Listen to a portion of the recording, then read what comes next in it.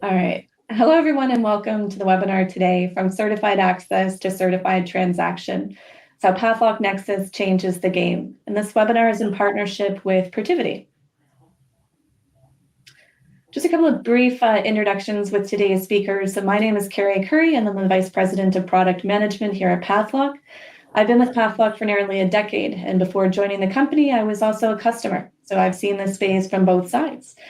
I'm a certified information system auditor, and my background is in leading large-scale GRC implementations with a focus on IPO readiness. And that perspective has really shaped how I think about governance, controls, and what it takes to make these programs work. I'll hand it over to Rocco to introduce himself. Yeah, everybody. Hello, everybody. Good morning, afternoon. Rocco Sacramone. I'm a senior manager with Protiviti, senior manager within our business platform transformation group. I've been working in the security and control space for about a decade now, approaching 11 years. And I've also been an implementer of Pathlock and formerly Greenlight's applications for equally as long. So I'm familiar with their applications, the organizations themselves, and just a little bit more about me. I primarily focus within the SAP space, but Protiviti in and of itself, and I'll get to this in a little bit, does have a diverse group of individuals with a depth of knowledge across many ERPs. So I'll throw it over to Shiv. Thanks, Rocco. Hi, everyone. My name is Shiv. I've been with Protiviti for about 5 years and have spent pretty much that entire time working on various Pathlock implementation projects in the SAP GRC space as well. So excited to be here speaking with you all today.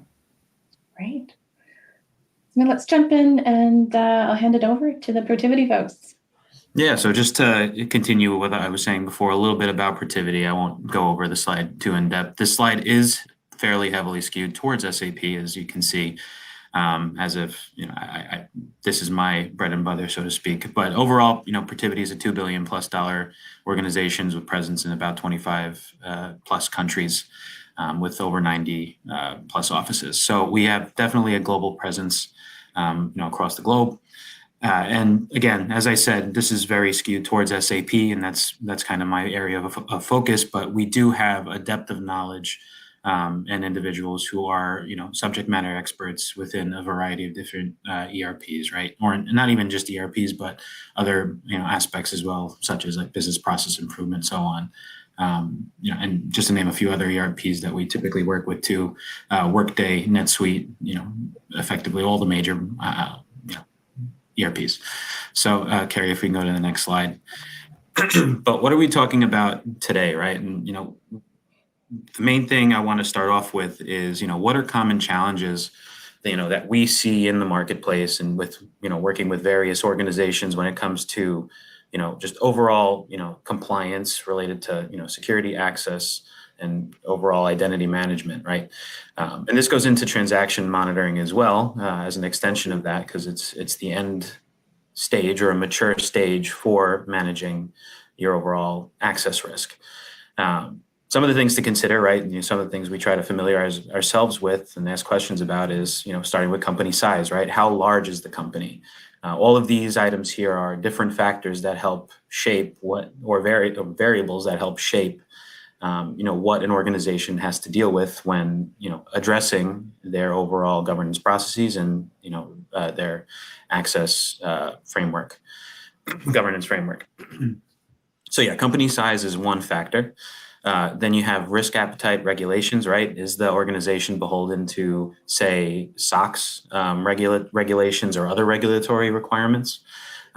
What's the org structure like? Is it complex? Is it simple? Is the organization decentralized with different parts of the organization or companies within an organization operating fairly autonomously, but obviously have to report up to corporate? Is it more centralized approach? What's the company risk culture? Or company culture in general surrounding risk and controls? Is management or even just the business in general well-versed or aware of what risks and controls are in general, and how they may factor into their overall business processes? Then you have security, right? Is security a priority? Is security more reactionary? Is it more active or preventive? That, again, it can be subject to change depending on the maturity of the company. Finally, are you using any solutions, or are there any solutions or applications that's being used to analyze or manage said risk, right? Not just, access risk as an example, but overall governance structure as well. Is there anything being used to facilitate your overall governance process? So, Carrie, if we go to the next slide, please. Yeah, and in the theme of identity access management, right? How would you define traditional identity access management in relation to some of the key questions that I posed in the previous slide? I would define it almost as a reactionary manual process to govern access and security concepts across the organization. And just by stating the definition nowadays, effectively it highlights some of the limitations of it as well, right? Just to name a few on the list that we have here, right? Limited business context, right? So the business, oftentimes it boils down to just looking at what users have, what roles give what, overall entitlements, without context as to what's actually happening. I mentioned reactive before. Do we address a segregation of duty concern because we're showing it finally now in our application? Okay, let's go fix it. As opposed to the more mature standpoint of having a preventive process in place that's trying to detect the segregation of duty before it even comes to fruition. And then I said manual before, so manual governance processes. It's key, which I'll get into in the next slide. It's key to have your governance processes, but how is the governance facilitated? Is it disjointed? Is it coherent? Is everything operating in silos versus again more coherently? And the last one I want to point out is continuous monitoring and analytics, right? As we come into, say, the modern age with AI and different applications that are set to help manage this type of reporting, continuous monitoring and analytics really will allow you to see under the hood and what's actually happening, right? And again, all of these items apply to organizations at various different levels of maturity, right? So you can be starting out trying to define a governance process, and this still applies to organizations that have a fairly strong governance process, right? The next natural step to that for the more mature is how do we unify everything? So, Carrie, if we can jump to the next slide. Yeah, so I won't go over this too much. The key takeaway I would like everybody to, take away from this slide is that at the core, the foundation of everything is your overall governance processes, right? So we typically like to see, just as an example, for governance disciplines that should theoretically be, or optimally be, all interconnected. So you want to be strategically aligned. You want to have effective control management. You want to have oversight on the execution of the controls and visibility into that, and then effectively make your controls and your overall structure measurable, and therefore giving you assurance over your overall control structure. But with that being said, the key, and I mentioned this before, governance optimally works when everything is coherent and everything is tied together. And what we'll go into today was related to Pathlock Nexus, right? Pathlock Nexus does provide that unified approach, or that unified platform that gives you insights and ties everything together. Yeah. So, Carrie, I'll throw it back over to you. Great. Just a little bit about Pathlock, if you're not familiar. So Pathlock is a governance and controls platform built for enterprise environments. As Rocco mentioned, where access, transactions, and auditability all matter. So we serve more than 1,400 customers with a team of just over 600 employees, supporting use cases such as ERP transformations, audit readiness, IPO readiness, IGA initiatives, S/4HANA transformations. We've started with the deep roots in SAP and ERP governance. And over time, we've expanded into a broader unified governance model across applications, identities, and controls, some of which you'll see here coming up in the product section. Our focus is simple: help customers move from knowing who has access to understanding how access is actually used and whether it's governed end to end. Just a little bit about why Pathlock, what makes us different. So because we go beyond access management and look at how access is actually used inside of business processes, a lot of tools can tell you whether someone has a role or has an entitlement. We look at the finer detail: what transactions they can perform, what combinations of actions create risk, and whether the activity is actually appropriate in context. So in practical terms, that means being able to see things like who created a vendor, who entered an invoice, who released a payment, and whether a service account or bot or AI agent is doing something outside its normal pattern. So that level of visibility matters because governance and risk usually shows up in sequence and not in a single click. Pathlock is fundamentally designed for the part of governance most tools miss, which is transaction level visibility, fine-grained risk analysis, and non-human identity governance. So our view is that you can fully govern access. You can't fully govern access unless you can see how it behaves in the application, the transaction level, across ERP systems or other critical business apps. And that's why we focus on actual usage, risk context, and evidence, and not just entitlements. So now I'll hand it back over to Rocco or Shiv to talk a little bit about approved, reviewed, and compliant, but yet you may still be vulnerable. Thanks, Carrie. You teed it up perfectly. So essentially, what we want to talk about here is some of those examples or scenarios where you have SOD controls in place, you have access being reviewed, you're looking at the users that are performing these transactions, but your business is still vulnerable. So the scenario on the screen that you can see here is where a user with approved access creates a record, a vendor record, then they enter an invoice for that vendor. All of these different these transactions could be approved. Then they release a payment. In silo, all of these different transactions are approved in isolation. These controls are appropriate, and yet the business could still be at risk. So, Carrie, if you can jump to the next slide, you'll see an example of how this is happening at companies right now today. The example that you'll see on the screen is of a company that over a period of 9 years, there's about $17 million of unauthorized payments that were processed. Now, these payments did not happen all at once. As you can see, it was over a period of time. And what the key takeaways here are is that even though there are controls in place, these controls are in silos and you're not looking at the bigger picture. And so that's where, these payments in isolation could maybe have not been a issue for the company. But when you look at the larger picture and how it's affecting the company as a whole, as you can see here over these 9 years, it's enough to be classified as a material weakness. So Carrie, if you jump to the next slide, the issue that we're seeing here is that it's not a failure of the controls. The controls are designed to evaluate permissions, like Carrie was saying. It's designed to see what users have access to do what, and those controls are designed effectively. The problem is that the controls are only looking at pieces of the puzzle and not the transactions themselves, and not how the transactions fit into the bigger picture. So in the scope of that, you need to not only look at which users are allowed to do which transactions, but how are they performing these transactions, and how are those transactions appropriate in the context of the business over time. And so there's a couple things that you need to ask yourself as a business when you start looking at these pieces, and I'll pass it over to Rocco to talk about that.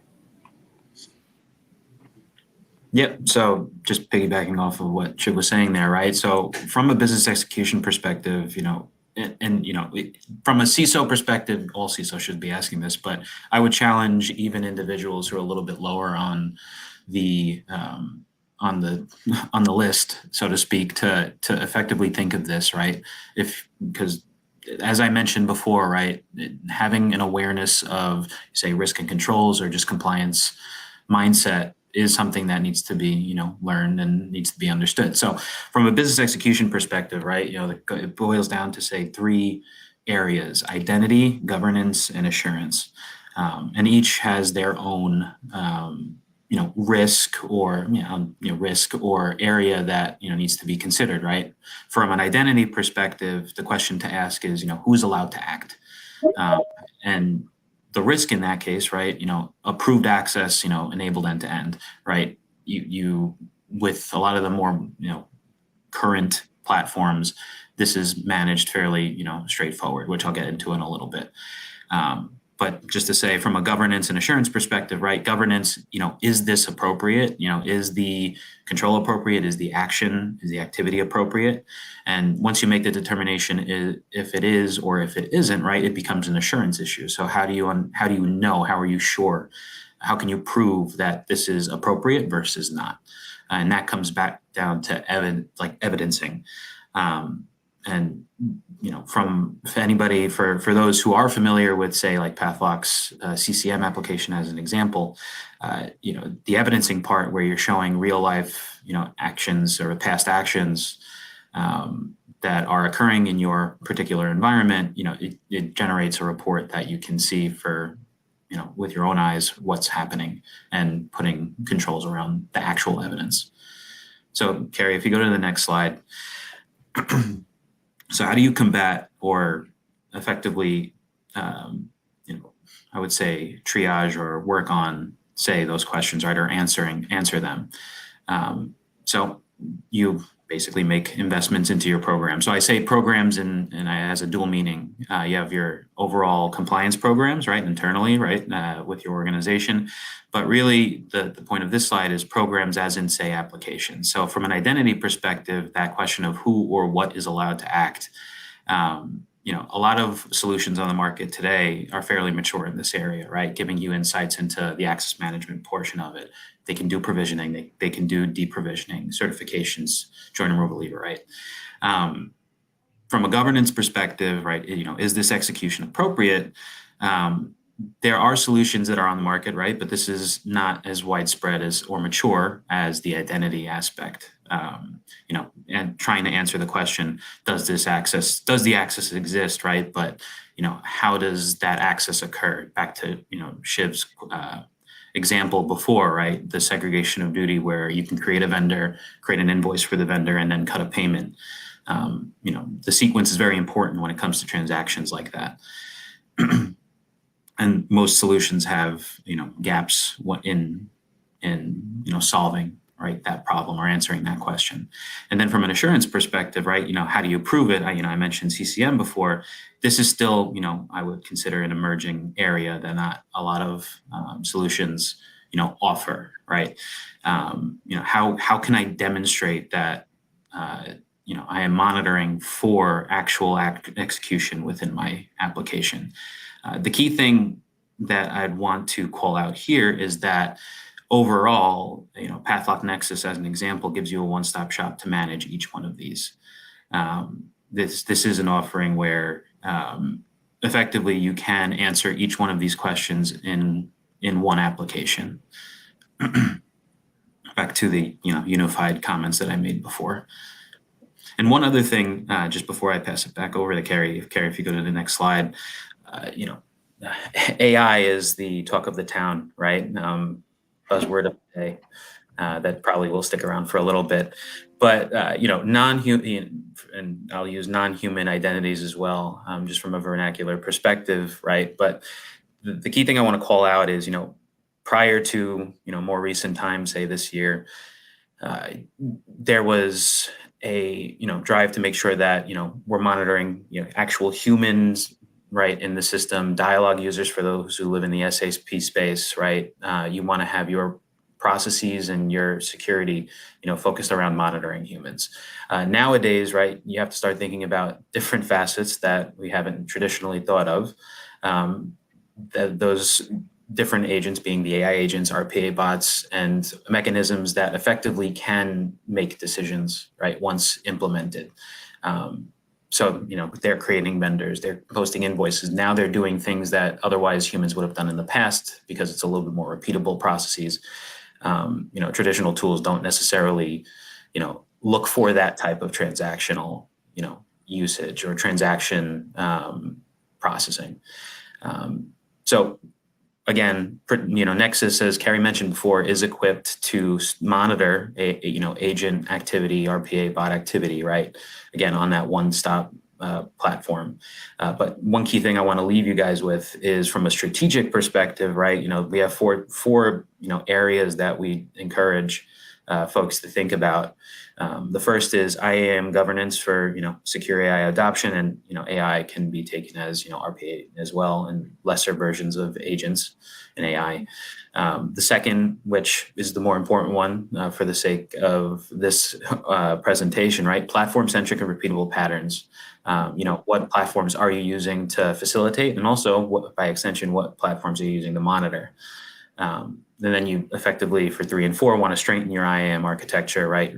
Review boards, make sure that it has the right eyes on it as it's emerging or you're developing it for your organization.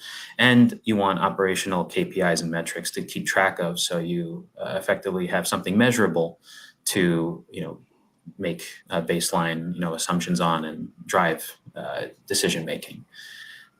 So yeah, with that, Carrie, I'll hand it over to you. Sure. Thank you. Just on the non-human identities, I like to think about non-human identities with a simple analogy. I'll share this all with you. A few weekends ago, I was building a fence with my sons. They wanted to help, so I handed one of them a drill. A few minutes later, I turned around and he wasn't building the fence anymore. He was drilling holes in just about everything he could find. And anyone who has kids knows kind of exactly how that happens. But now if I'm thinking about AI agents, every AI agent, bot, service account is a digital worker. And we've hired them to do a very specific job. We give it credentials, we give it permissions, because we expect it to do one thing really, really well. And the problem is not the permission, is that the permission really isn't the same as behavior. So the question becomes, how do we make sure we're doing exactly what these bots intended to do? And really, AI isn't just about creating an identity. It's about continuously knowing who owns it, what it's doing, and whether it's behaving the way that you expected. So with that, I'll go through Nexus and introduce Nexus. And Nexus is our AI native governance control plane, and it's built for a world that never stops changing. So I'm very excited to be able to talk to you about this today. And at first glance, this looks like a technology architecture slide. You can see some ingestion, connectors, AI workflows, processing happening, but that's not actually what the slide is about. This slide is about one idea. If you want to unify governance, you first have to unify the foundation. So think about how governance works in most organizations today. Identities live in one system, access requests are managed somewhere else, controls are defined in another platform, reporting comes from somewhere different. Every system has its own data model, its own workflows, its own terminology, and increasingly its own AI. So the result is exactly what many organizations experience today.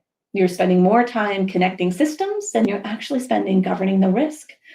Imagine trying to run a city where every department has a different map, and you spend all of your time translating instead of actually coordinating. That's what governance often looks like today. When we designed Nexus, we started with a different question. What would it take to make governance operate as one connected system? So first, it requires one common data model. So whether you're talking about identities, accounts, applications, business roles, policies, controls, they all have to speak the same language. That's what allows information to flow across the platform. Now, second, it requires one common workflow engine. So whether someone is requesting access, approving a certification, remediating a finding, or responding to an AI recommendation, it should all follow the same governance process instead of separate workflows in different products. Third, it requires one common control model. So the same control objectives should be able to drive access governance, segregation of duties, privileged access, continuous controls, audit evidence. Governance shouldn't be reinvented for every use case. And finally, it requires one common AI layer. So we didn't want AI that's only good at certifications or only good at provisioning. We wanted one intelligence layer that understands your governance data, your policies, your workflows, so it can help across the entire governance lifecycle. So everything you see on this slide exists to make those four foundations possible. The ingestion pipeline isn't valuable because it processes hundreds of thousands of events per second, although that's phenomenal. It's value because it brings together identity information, transaction data, configurations, and even events from across the enterprise into one place. You can kind of see that here. The connectors aren't important simply because there are more than 150 of them. Although impressive, they're important because governance only works when you can SAP, Oracle, Workday, for example, ServiceNow. And real-time processing isn't about speed for the sake. So it's about evaluating governance while work is happening and not days or weeks after the fact. So this unified foundation finally allows governance to operate as one connected system. Everything you're about to see, from governance in motion, AI recommendations, I'm going to show you some screens from the product, is built on that foundation. Whether it's governance remains without it, fundamentally, governance remains fragmented. And with it, governance becomes unified. So now that we have a foundation in place, the next question is, what does modern governance actually require? I like to think about it this way. Knowing someone has a key to your house is one thing. Knowing which rooms they entered, what they did while they were there, whether their actions were appropriate, and can I prove it later? That's governance.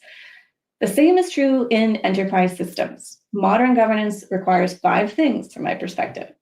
First, you need transaction level visibility, not just who has access, but what they're actually doing with it. Second, you need execution sequence analysis. So individual actions, like Shiv mentioned, may look harmless, but the sequence of those actions can create significant business risk, and actually in the order they're done as well. Third, you need prevention, and it's always better to stop a bad access decision than it is to investigate it after the fact. And fourth, you need a gut to govern those non-human identities. Bots, service accounts, AI agents, they're now performing business critical work. They deserve the same level of governance as people. And finally, what you need is continuous assurance. So evidence shouldn't be assembled months later after an audit or for an audit in the previous 6 months, for example. It should exist as the work is happening. So that's really what execution layer governance is about: understanding the action, the context, the evidence, not just the access. And that's the difference between just managing identities versus governing how they actually work and how the work gets done. So we've talked about the challenges you might be facing. We've talked a little bit about how we built Nexus, why we built it the way we did, and we've talked about the capabilities that modern governance requires. The next question is, what does it all look like in practice? I'm going to show you that. We call it governance in motion because government shouldn't exist as a collection of disconnected screens, point-in-time reports. It should be a continuous process where those policies and controls and workflows, they're all working together. So everything we talked to so far comes down to one simple point. Governance works better when it's operated from one consistent foundation.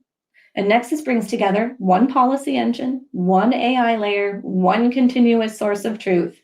And that means the same governance logic is being applied across all policies, workflows, controls, and findings. And why that matters becomes very clear in the real world. A lot of organizations are fine while things are happening day to day. The challenge always comes later.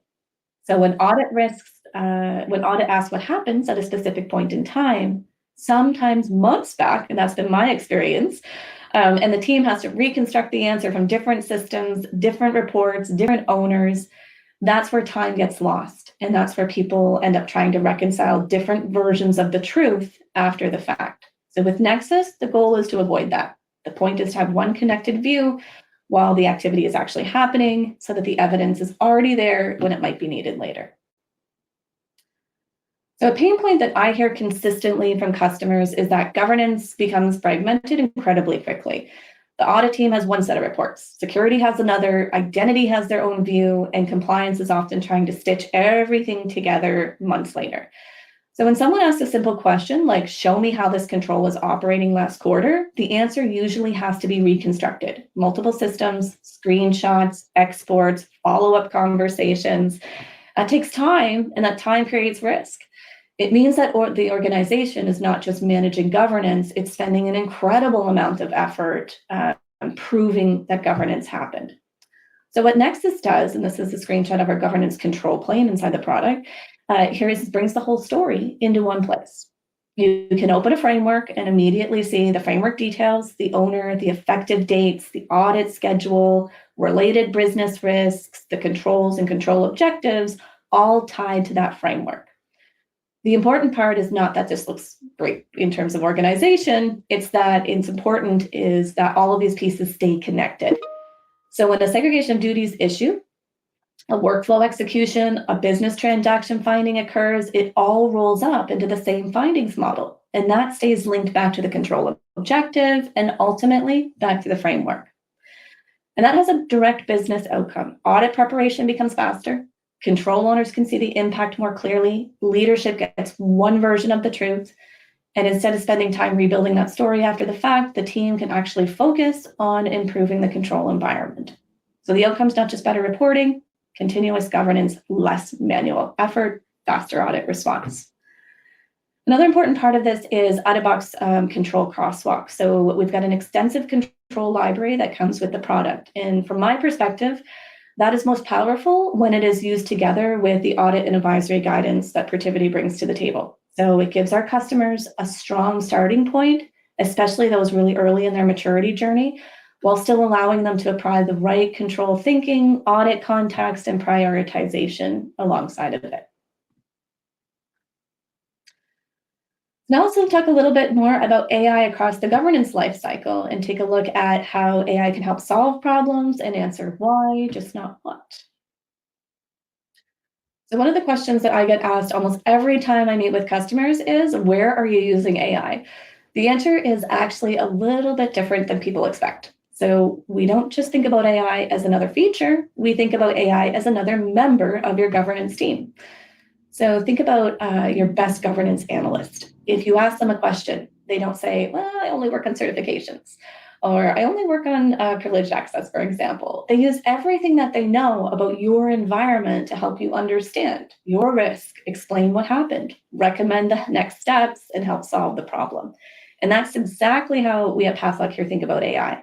We built one AI layer that understands your governance environment. So whether you're asking a question about your data, reviewing a certification, looking at that privilege session, or building a governance workflow, and I'm going to show you some screens here in a moment, you're working with the same intelligence that understands your identities, your policies, your controls, your findings, and evidence. You'll notice the 4 words on the slide. So understand, decide, review, and act. And those weren't chosen by accident. First, AI helps you understand what's happening by bringing together information that would normally take hours to collect across systems. It helps you decide by providing recommendations with the context behind them, not just answer, but the reason.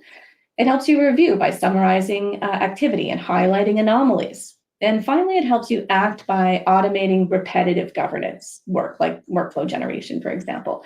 But here's the important part. The governance decision still belongs to the person, still belongs to you. Think about GPS in your car. It knows where you are, recommends the best route, warns you when the conditions change, but you're still the one driving. And that's exactly how we think about AI. It doesn't replace your judgment. It should augment your judgment. And our goal is to remove the repetitive work so that you can spend more time making the decisions that really matter and need your attention. And here's where governance becomes conversational. This is AI chat with your data. And instead of pulling reports from multiple places and stitching them together manually, you can ask in plain language question like, show me the high critical SOD violations, for example. The system does not just give me a list, it pulls together the relevant results across any connected systems, shows the business impact, and gives me the recommended next actions and any other insights that I might want to explore. So it suggests some additional insights.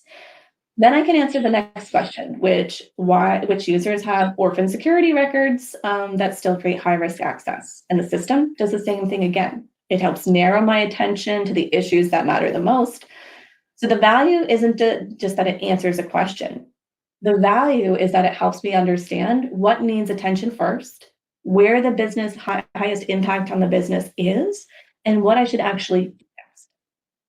And we have this also connected to all of our product documentation as well. So you can ask it, how do I mitigate? How do I apply an automated mitigation? Those sorts of things. Let's talk about our AI certification recommender. So on the last slide, I showed you how AI helps you ask a question and surface the answer very quickly. And this slide takes kind of the same idea, but we apply it to certification. So instead of asking reviewers to sift through that long list of entitlements and guess kind of what matters or surface what matters myself, we have a recommender that allows to do the strong work of a governance analyst. It's looking at actual usage, risk context, peer patterns, historical outcomes, and then helping the reviewer focus on what needs and deserves the most attention. So you're not starting from a blank list. AI is giving the best starting point. Let me give you a look here. So I'm inside of my certification. I have a record. I bring up AI. I'm able to ask it questions related to that specific certification. How many identities do I have? What is the best outlier of access that sits in that certification? And I'm able to it helps me guide making decisions as I walk through. Something that we have coming up here in our next release is an AI privilege session review. So if you've ever been responsible for reviewing privilege sessions, you know how difficult this process can be. A single privilege session might run for hours. We have customers that run over full weekends. It can generate hundreds, thousands of individual activities. And across your environment, you may have dozens or hundreds of sessions happening in parallel. So imagine being asked to review all of that activity and determine whether everything that happened was appropriate. It's not just time consuming, but it's incredibly difficult to know where to focus your attention. And if I think about reading a 500-page book and then someone having to ask you to identify the 5 sentences that really mattered, that's what a privilege session review often feels like. You're searching through thousands of events and trying to identify the handful that really need your attention. But this is where AI can really change and impact the experience that you have.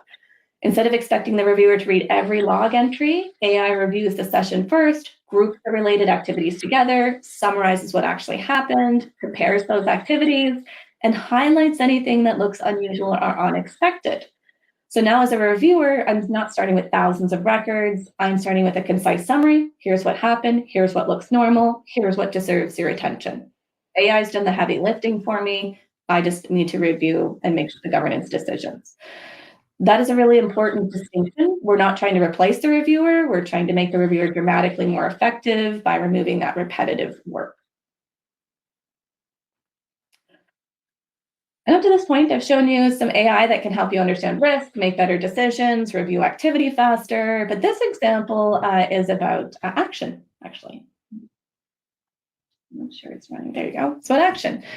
If anybody has ever built a workflow, you know that the hard part is not just connecting with steps. The hard part is actually making sure that that workflow reflects your business policy, your approval rules, your SLAs, your exception handling.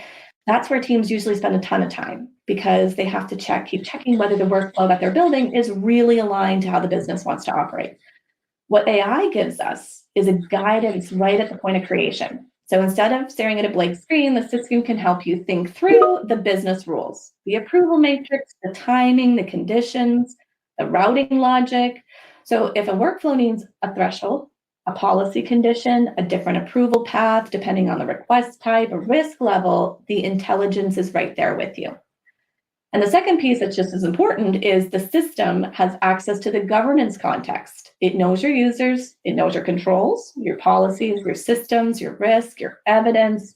So when you're building a workflow, you're not just building it in isolation, but you're building it against the governance model that's already there. So the value is really pretty simple here. AI helps you build workflow faster, but more important, it helps you build a workflow that is actually aligned to your policies, connected to governance, ready to operate inside the same control plane as everything else. Okay. I think it's just going to click through that example. There we go. All right. Okay. Let me show you one control activity example using user access review as the basis here for showing the unified control plane and how that kind of comes together.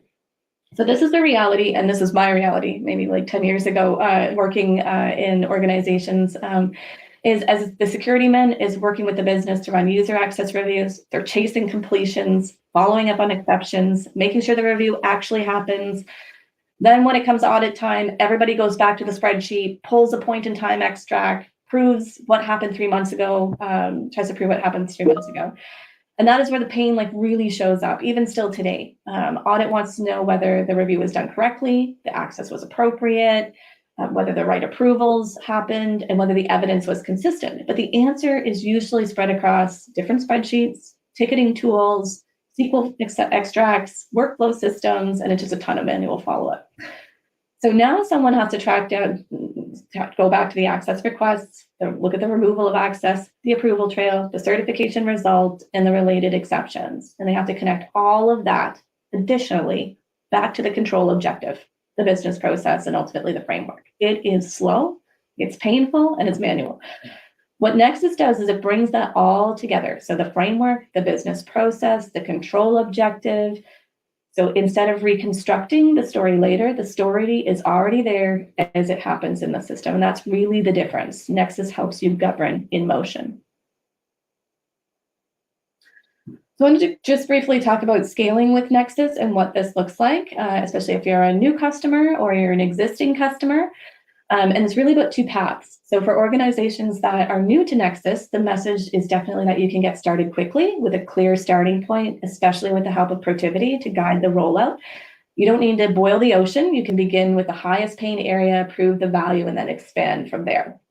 If you're an existing Pathlock customer, the story is even easier. Nexus is not sort of a rip and replace. It is a control governance plane that connects to what you already have. So you can extend your current investment rather than starting over. That means smoother transition, less disruption, a much easier path you want to land and expand. What matters most here is that both journeys lead to the same outcome, a unified governance model. So whether you're starting fresh, you're building from an existing foundation, the goal is to get you one connected control plane where identity, controls, and workflows, findings, and evidence are all working together. So the business value is simple. New customers, you can move fast without unnecessary complexity, especially with that out-of-box content. Existing customers, you can expand with less friction, much more confidence. Both cases, Protiviti can help guide the process. So the transition is practical, it's structured, and it's aligned to the maturity that you're at today. So the goal is simple. It's one control plane and one path forward.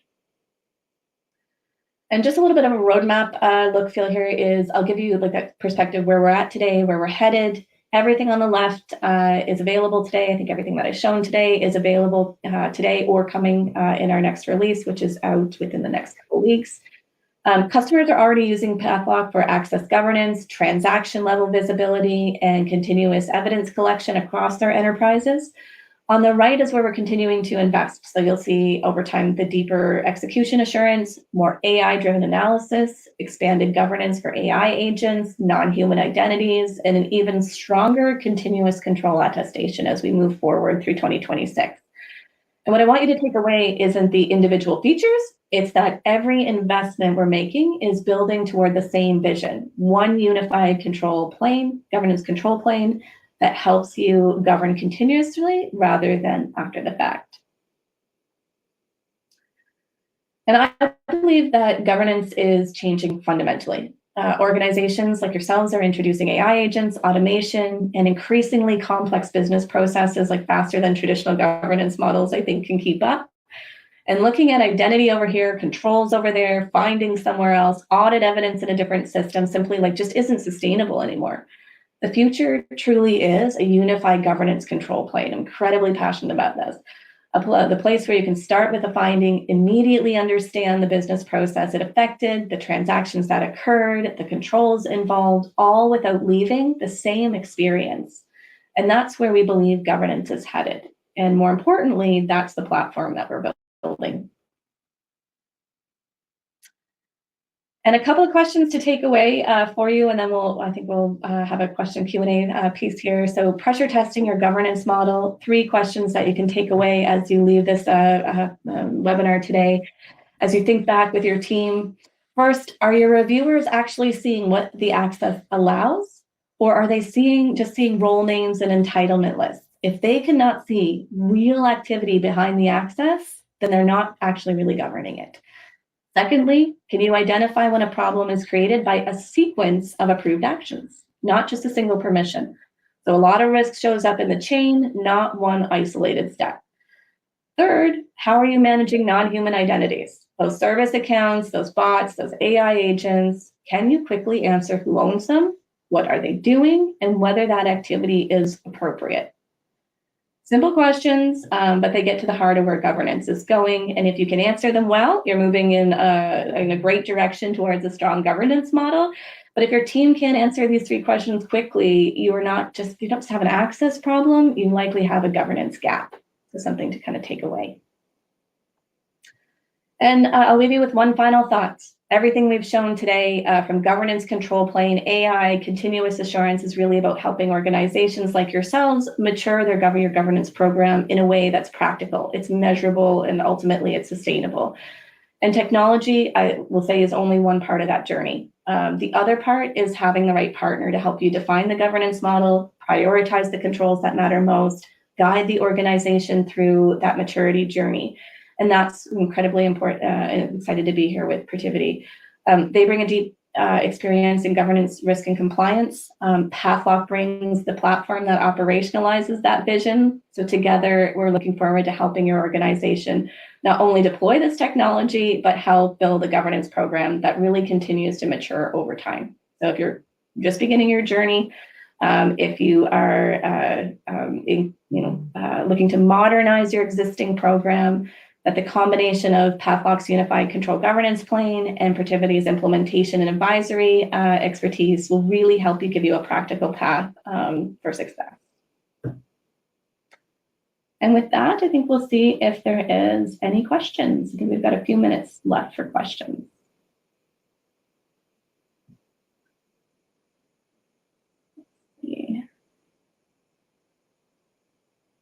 Go. All right, we've got maybe a couple of quick questions here. And I've got Rocco and Shiv to feel free to answer as well. Let's see. So one is, how would you measure success after implementing something like Nexus? That's a good question. And I think there's a couple different things to consider. I think if you look at how fast folks can remediate, how fast you're identifying violations and findings, how fast you're remediating them, how fast your governance program is maturing. Those are different ways. Rocco, do you have any insight? Yeah, I was going to put, say the same example, right? In practice and having, implemented, say again, CCM as an example, or even AAG, the other module Pathlock offers. The data that you then have at your fingertips, if you can use that to effectively drive remediation activities and detect, hey, look, this individual process this document, you want to find out the reason why. Maybe they were a backup, maybe it is fine. Or maybe they truly don't need it and it needs to be taken away, right? So if, what would characterize success for me, and this goes into, how you design it, how you implement it, so on, how can you use those results to drive remediation? And if you're remediating based off those results, I would consider that a key factor of success. Absolutely. Absolutely. I agree. Let me see what else we've got. The other question is just around what do we feel from our perspectives governance looks like in 3 to 5 years? How does it look and feel different? And what can we expect to see in this space? And I don't know, Rocco or Shiv, if you have any insight around that. But from our perspective, from a Nexus perspective, we continue to invest in AI, continue to invest in out-of-box content and partnership to be able to ensure continued success and sustainability of mature governance programs. Yeah, and I would just add, with the rise of, the proliferation, I should say, of, the leveraging of agents to do, certain business processes, as an example, education becomes very important, right? So it's not just implementing the tool, it's also encouraging, appropriate, guidance and usage of those tools, right? When defining or designing a process around an agent. So education is a key part. And also, again, I'm going to say the monitoring of it too. If you have the ability to get insights into what's actually being done by the agent to back up what it's designed to do, that's a very good, KPI or metric to have, if you can equip yourself that way. Absolutely. Yeah, I agree. We'll take, let me just see. Let's just take a look at this. We've got maybe 2 more we'll take, and then if we haven't hit your question, maybe we'll follow up separately. What do you think governance teams will spend their time doing differently once AI and the control governance plane becomes part of a day-to-day operations? So where, I guess, will governance teams, when can they spend their time? Where can they invest their time if they leverage the control governance plane and AI? Maybe I'll answer just briefly from my perspective is ideally you're doing less administrative work overall and trying to piece and reconcile things from different systems and spreadsheets, and that you're actually spending more time invested in is the control working and designed and minimizing risk in the organization. So that's my perspective. Yeah, and I'll piggyback off of that. You should definitely be doing a little bit less, hands to keyboard work, so to speak. As you're using, AI in I guess a few different capacities, right? Even just talking about Nexus as an example, if you're instead of, an analyst or somebody who's on the team managing your Pathlock application or just your application in general and spending time, trying to dig into the details of, a GRC report or a report that's showing like, hey, this is all the users access, what's the problem? It's obviously important to verify once, you leverage an AI assistant to help you, try to find what the key issues are. But overall, that analysis workload should be diminished, and it allows you to focus on some high priority items, key other items that you want to focus on, say remediation or just enhancing the overall process or your overall process. Yeah. And we'll do one more here. How does Pathlock AI reduce false positives in access risk analysis compared to traditional GRC tools? I'll answer first just around, it's not necessarily the AI that's reducing the false positives. I think one of the important things to call out is that Pathlock, when we look at 150 different connections to ERP systems or business critical systems, we talk about fine grain analysis and like, what does that mean? So my background is in Oracle. I have a JD Edwards background. And when we talk about fine grain analysis, the ability to create rules, risks in the system that allow you to look at 12 different, up to 27 different security types. You can really fine grain, develop risks and associate that with actions that are incredibly precise inside of these ERP systems. So if you think about an exit security actually is what controls an approval, that's the fine grain that you want to be able to design risks around and that you want to be able to see the results of. Not just do I have access to run a screen or open a screen and the traditional kind of CRUD values like add, change, delete, and copy.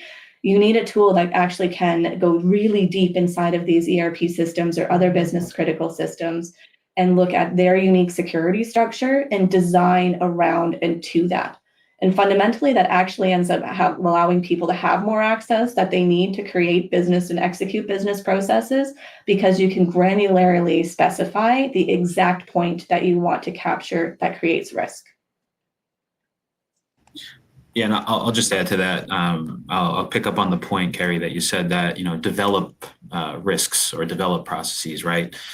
Having implemented, these applications for a while now, not every organization is the same. So, when you're implementing, a tool like this, or even you just take a step back and you want to see, what my organization is doing, and having a tool like this really helps that because it helps paint the picture.